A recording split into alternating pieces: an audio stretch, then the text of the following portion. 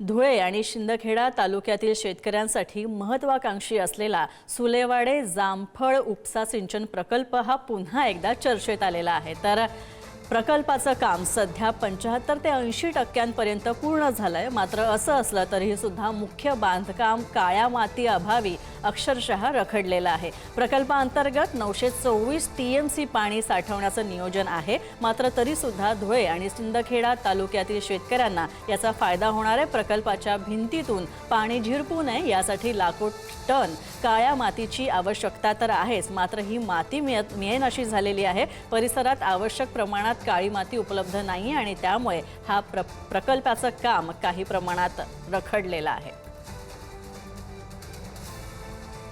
धुळे तालुका आणि शिंदखेडा तालुक्यातील शेतकऱ्यांसाठी सुलवाडी जामफळ हे जो काही प्रकल्प आहे हा महत्वाकांक्षी प्रकल्प मानला जातो। 2019 साली पंतप्रधान नरेंद्र मोदी यांनी या सुलवाडी जामफळ प्रकल्पाचं उद्घाटन केलेलं होतं। तेव्हापासून या प्रकल्पाला सुरुवात झाली होती। मात्र अद्यापही या प्रकल्पाचं काम हे पूर्ण होऊ शकलेलं नाहीये। आपण जर बघितलं तर या प्रकल्पाचं 85% काम पूर्ण झालेलं आहे। मात्र अद्यापही या ठिकाणी जे काही काम आहे ते पूर्ण झालेलं नाहीये। त्याचं कारण असं आहे की आता कुठेतरी काळ्या मातीची गरज या ठिकाणी आहे। काळ्या मातीमुळे या ठिकाणीतलं संपूर्ण काम हे रखडल्याचं सांगितलं जात आहे। आपण जर बघितलं तर हे संपूर्ण प्रकल्पाच्या भिंतीचे 85% काम हे पूर्ण झालेलं आहे। दबाशी असणार, गोराणे असणार, बाबडे येथील 3 पंपगृहाचे कामं देखील प्रगतीपथावर आहेत। मात्र अद्यापही काळी मातीचा पेच या ठिकाणी आहे। प्रकल्पाच्या भिंतीतून पाणी झिरपू नये यासाठी लाखो टन काळ्या मातीची आवश्यकता येते।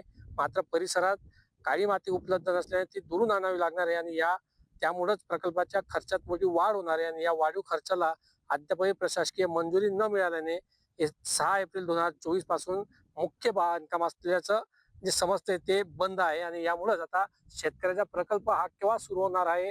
कारण की सुलवाडी जामफळ हा प्रकल्प अत्यंत महत्वाकांक्षी प्रकल्प हा धुळे तालुक्यातील आणि शिंदखेडा तालुक्यातील शेतकऱ्यांसाठी मानला जातो। मात्र काळ्या माती अभावी हा संपूर्ण प्रकल्प रखडलेला आहे आणि तो लवकरात लवकर पूर्ण करावा अशी आग्रही भूमिका येथील शेतकऱ्यांकडून करण्यात येत आहे। अमोल राजपूत, पुढारी न्यूज, धुळे।